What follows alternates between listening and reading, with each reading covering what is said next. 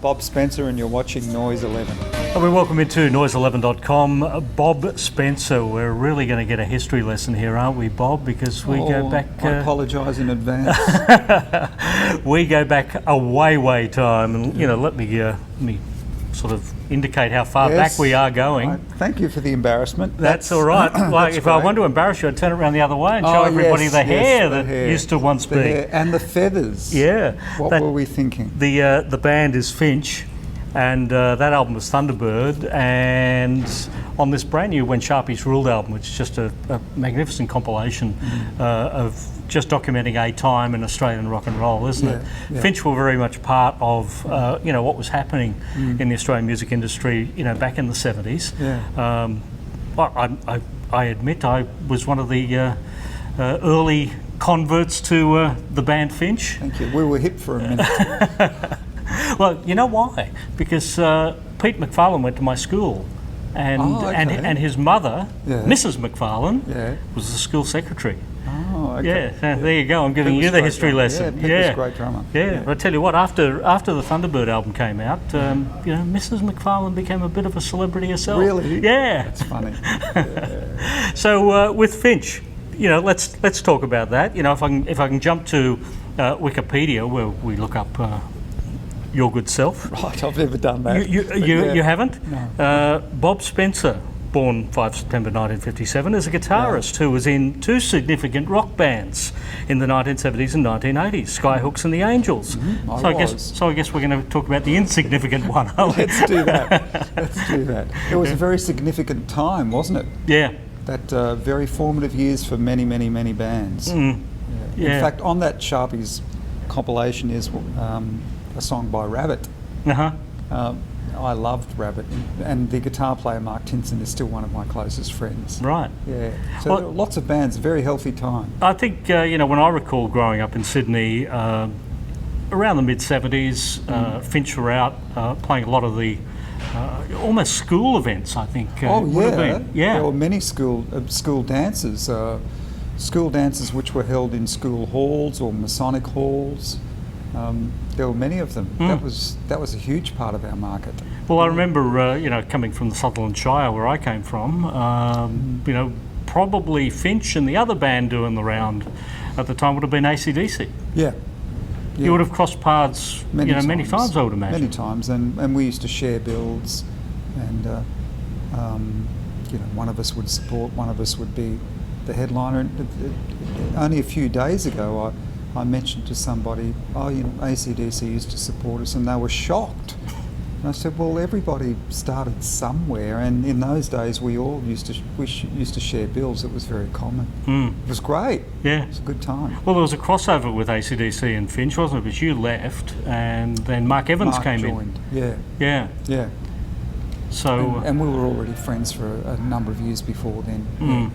Yeah. The Thunderbird album was almost a piece of history in its day that we sort of didn't realise at the time, because it was an independent release. It was. What we're seeing now with the When Sharpies Ruled album is the track Hey Spunky, for instance. This would be the first time it's ever been on CD.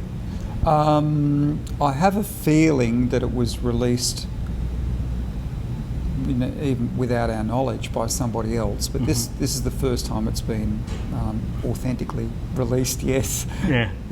And another track on there, Out of Control, which was a single at the time, wasn't it? It was never on an album. Yeah, and I'd forgotten about it entirely until this recent thing has come about. I'd forgotten. It's a long while ago, and I think Out of Control was our second foray into the studio, the first being the Druin soundtrack. I think.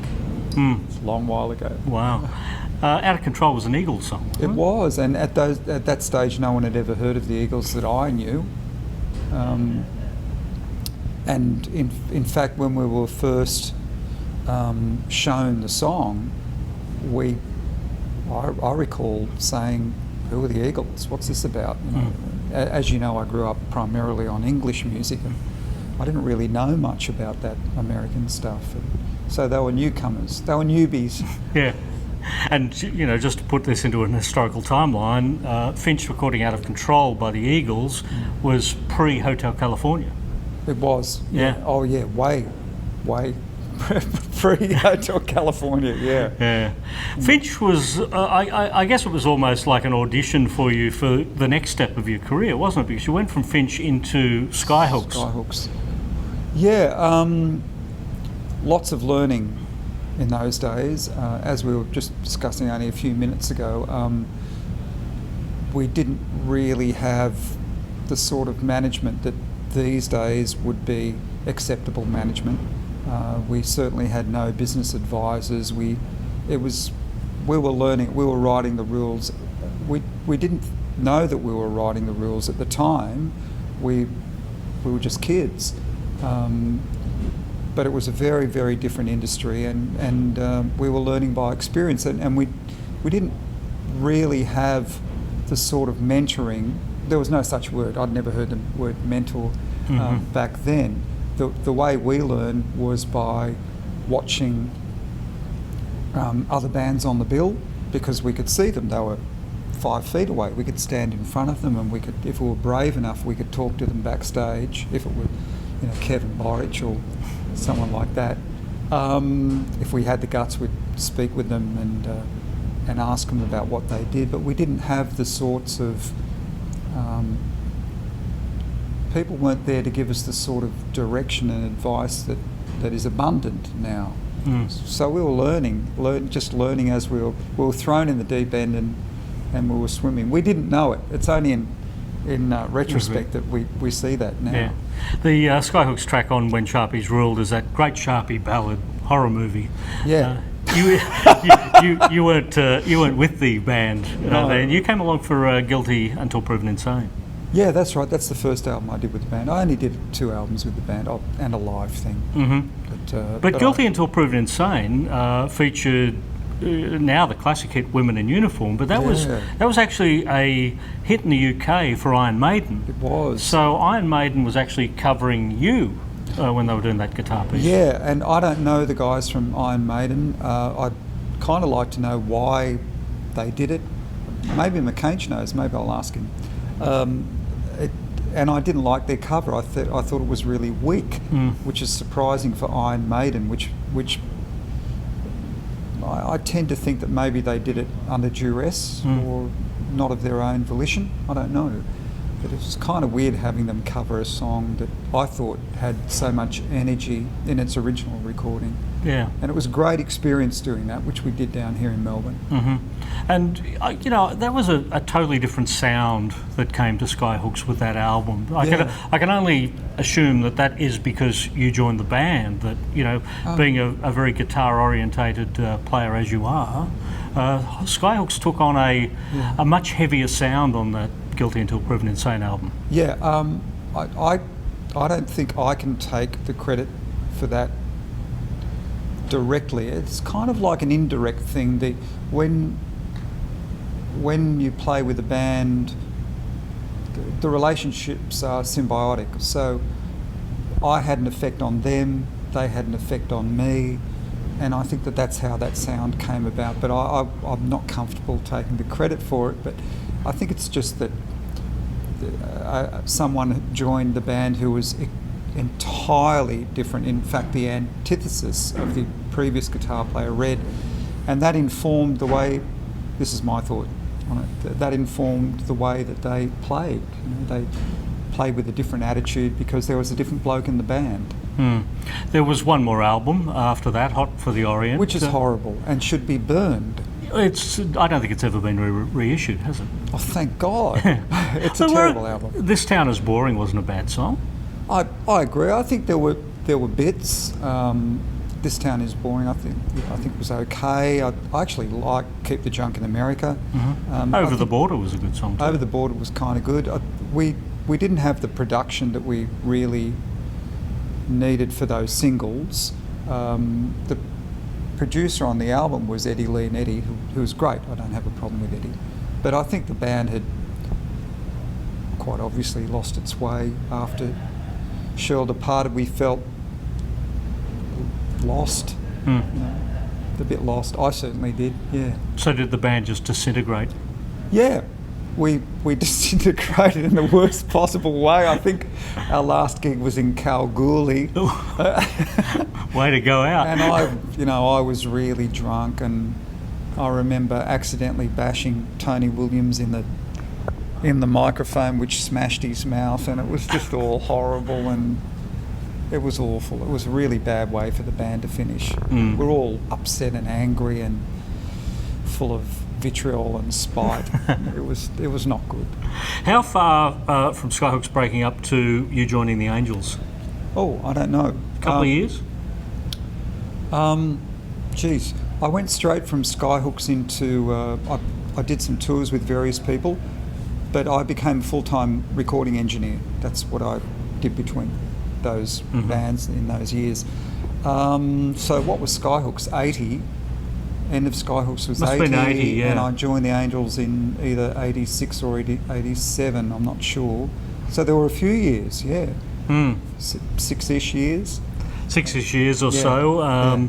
I think Howling was the first album. Howling was the first album I did with the Angels. I'm happy with that album. It's a good album.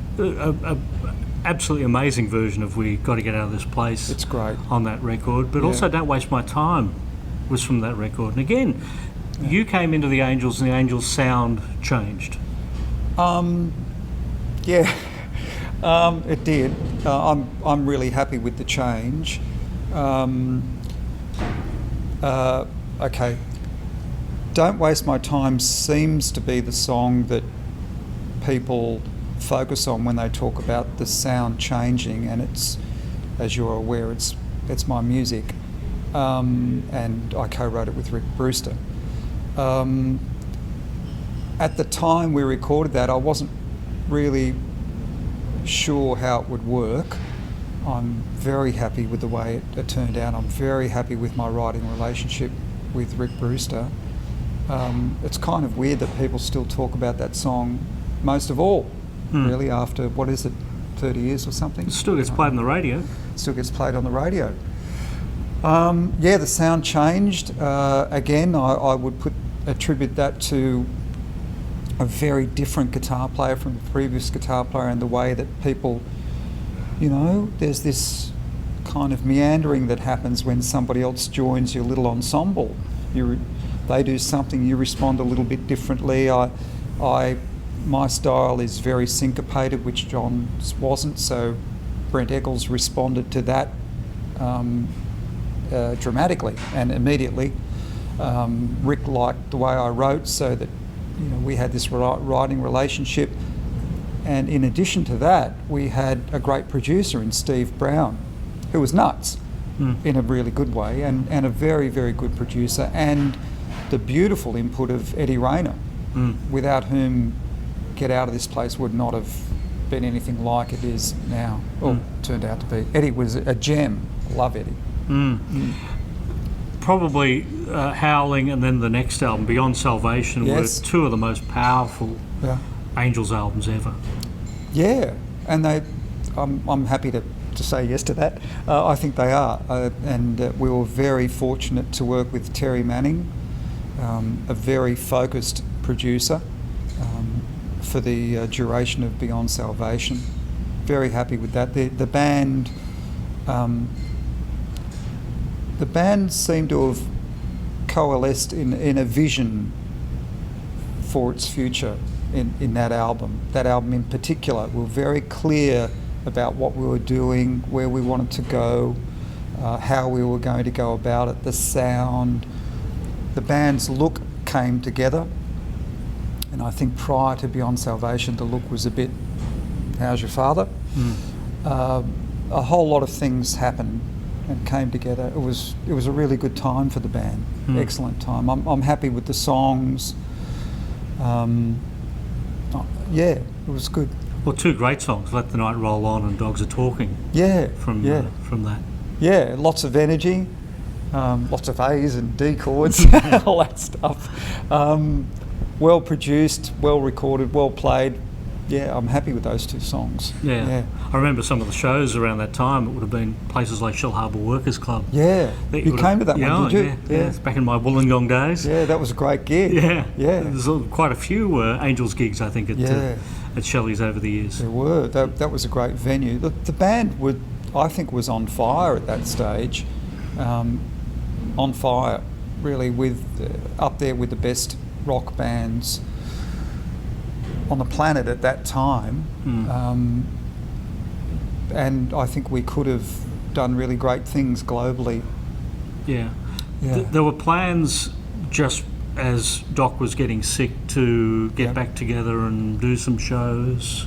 Yeah, a really messy time just before Doc passed away. A messy time in that still a lot of animosity and things going on, and confusion about things like copyright and ownership, and it was kind of messy. So yeah, I was going to play with Doc.